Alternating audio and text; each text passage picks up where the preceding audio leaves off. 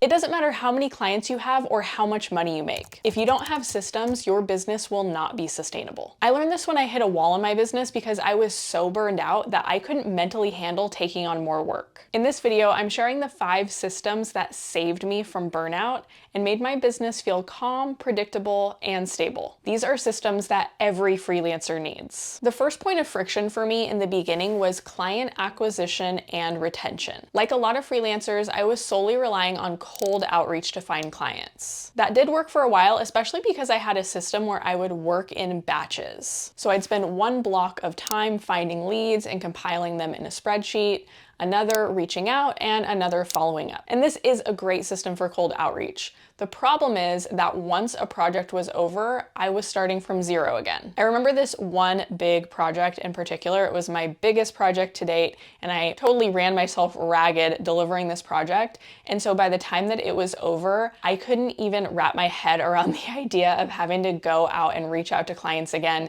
and go through that whole process of building up a list of leads just to land 1 or 2 clients. It felt like I was running on a hamster wheel. Fixing this came in 2 phases. Firstly, I optimized my LinkedIn profile so that there was a chance that clients could find me instead of me always having to go find them. But the biggest needle mover by far is that I switched to a retainer model. So I stopped pitching projects and I started pitching services that I was offering on a monthly basis. Once you start landing clients, you can almost eliminate the time that you have to spend on client acquisition if you focus on keeping those clients. And retainers are the best way to do that. When you have a retainer, you don't even have to pitch that client over and over again for another service. You can just keep doing what you're doing, or maybe you do have some recommendations and then you can expand the package that you already have with them. Nowadays, I have a full client roster, so I don't really have to do any client acquisition other than some occasional posting and engaging on LinkedIn, which has turned out to be a great source of leads for my business. Once client acquisition is working and ideally you have a way to retain those clients, the next system to optimize is sales. This is where I basically used to shut down because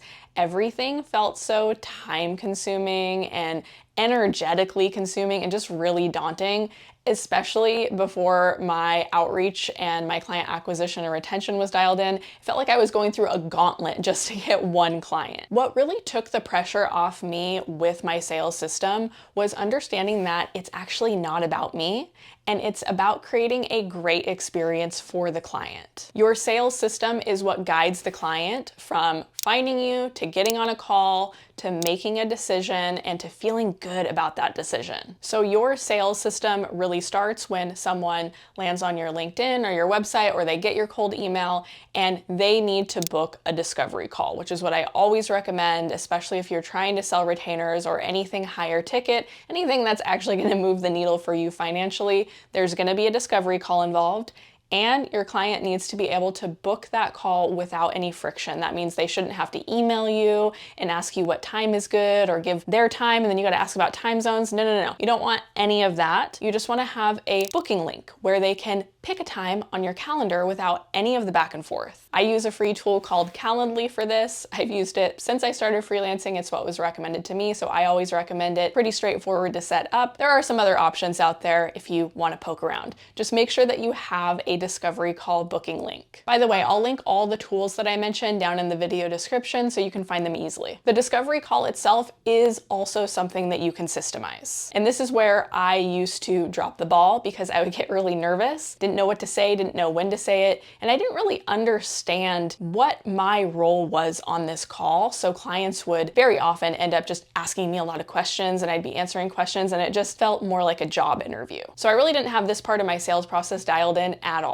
So I created a framework to help me stay on track, and I would literally have this PDF open while I was on my calls to make sure that I didn't miss anything and that I didn't lose control of the conversation. And I would run through these 4 parts of the call like a checklist. So firstly, I'm establishing my authority by introducing myself, explaining my business and what I do, and then I get right down to business and start asking them about their goals and their challenges. And that next step is to identify what is the problem they're facing, what are their goals, and repeat it back to them so that they know that I get it. Now, once you hear them out, there's a chance that you might say, I'm really not the person for this, in which case you can just be honest with them and in the call, maybe refer them to someone else. But if it does seem like a good fit, you then present your services as the solution. And this is the secret to pitching without feeling like you're pitching. They've told you the problem and you're saying, here's how we fix it. And the important thing that I always used to forget to do that really makes this whole system work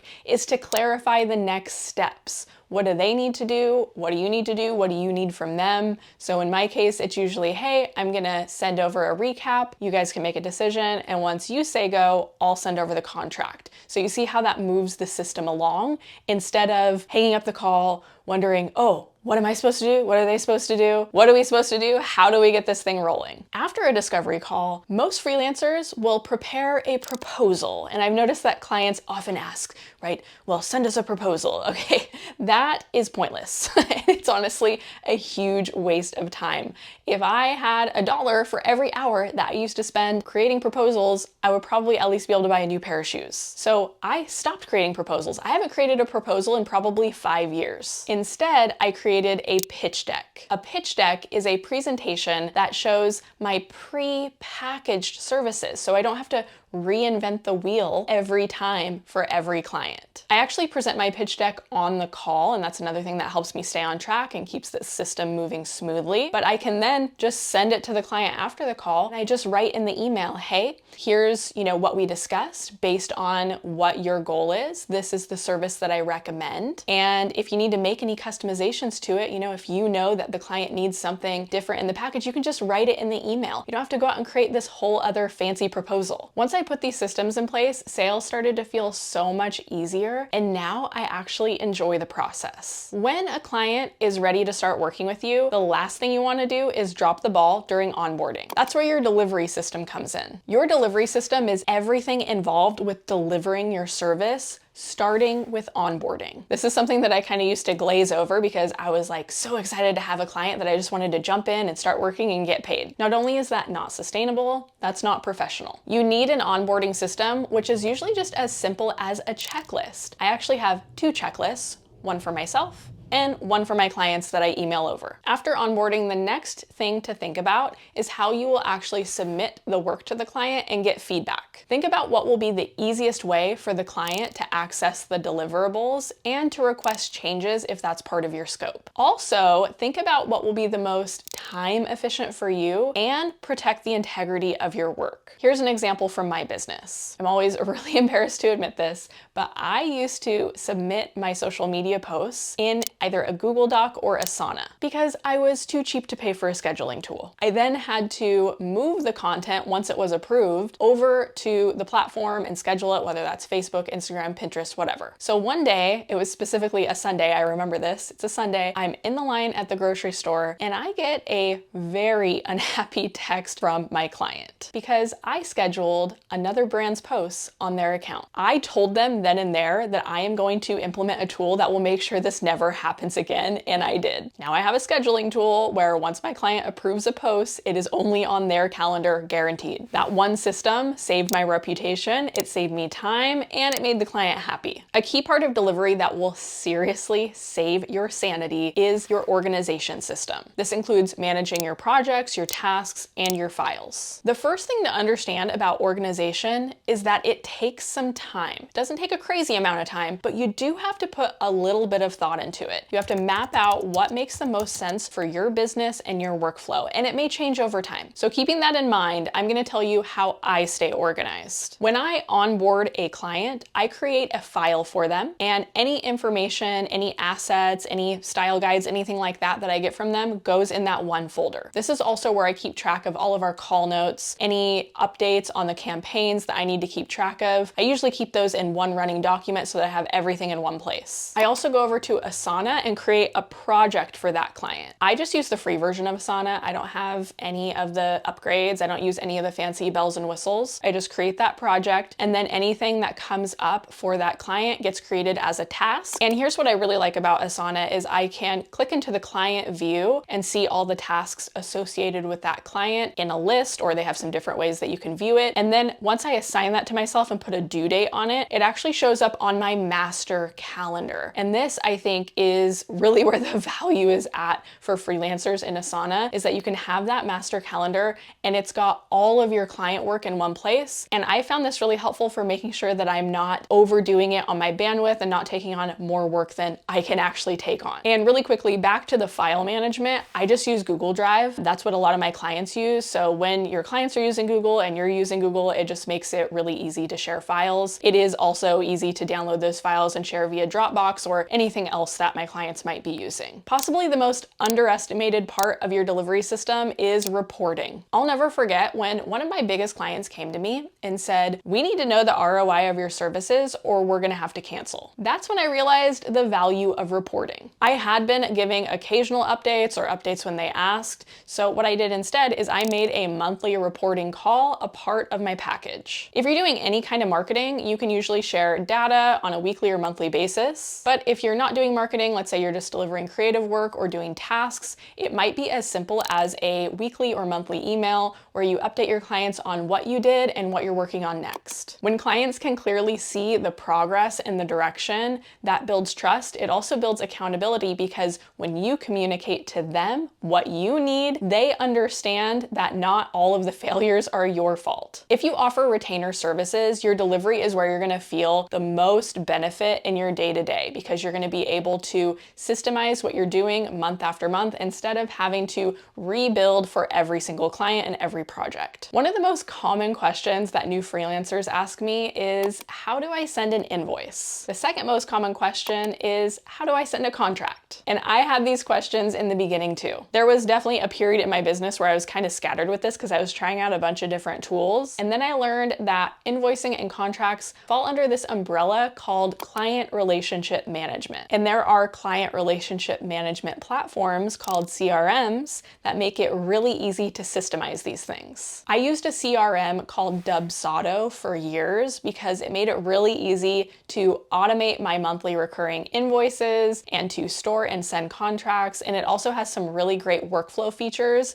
that allow you to automate things like your client onboarding. It's free to use for your first 3 clients and there's not a time limit on that. So I always recommend Dubsado if you're just starting out. I actually just this week canceled Dubsado after years of using it, not because I don't like it and I still recommend it, but because my business is so streamlined now that I don't even really use the features in it. So it didn't really warrant having the subscription. Now that I don't have Dubsado, if I do need to send a contract update over to one of my clients, I'm just gonna use a tool in the Google Workspace suite called Google eSignature. And this works a lot like DocuSign. If you're familiar with that, you just create a document, drop in the places where you need a signature, boom, send it over. When it comes to invoices, that is now included in my new financial tool called Lettuce, which brings us to the 5th system every freelancer needs, and that is a financial system. I don't think I realized how bad I was with my business finances until the first year when I had to file taxes. And I had stuff spread out all over all these accounts. I didn't have any tool tracking everything. I had used multiple invoicing tools, so it wasn't all in one place. And I had to spend hours getting all this information together. Then I discovered a tool called QuickBooks. This is not sponsored in any way. I just think QuickBooks is awesome because you can connect your accounts, easily track what's coming in, what's going out, what's a business expense, and what's not. It also integrates with TurboTax, which I used to use for filing my taxes, so it saved me some time. But in the last couple of years in particular, I was getting really tired of having to keep up with all my financial stuff and worry about taxes and meticulously tracking. And so I started just doing some research and I learned that it made a lot more sense for me at my income level to change my LLC to an S Corp. And this is specifically in the US, there's these different business formations. And this is not financial advice, but I think the general recommendation is that if you're making $60,000 a year or more, it's definitely worth looking into becoming an S Corp because there are some tax benefits to it. When you are an S Corp, there are stricter rules about how you manage your money. And I didn't want to have to set it up myself or have the headache of managing that. So I found a tool called Lettuce, which is an automated tax and accounting platform specifically designed for self-employed people. This is not sponsored, but I do have a referral link for Lettuce that does earn you a cash reward that I will link down below. So if you are at that point in your business where you're thinking that you want to be more strategic with your finances and your taxes, definitely check that out. So those are the 5 systems that are essential to a stable freelance business. I'd love to know which one of these has been the most helpful for you, or if there's one that you know that you need to optimize right now, let me know down in the comments. Now there's a lot of buzz around AI and ways that you can use it to streamline. So if you want some ideas for how to do that, I'll link a video right here that you can jump into next.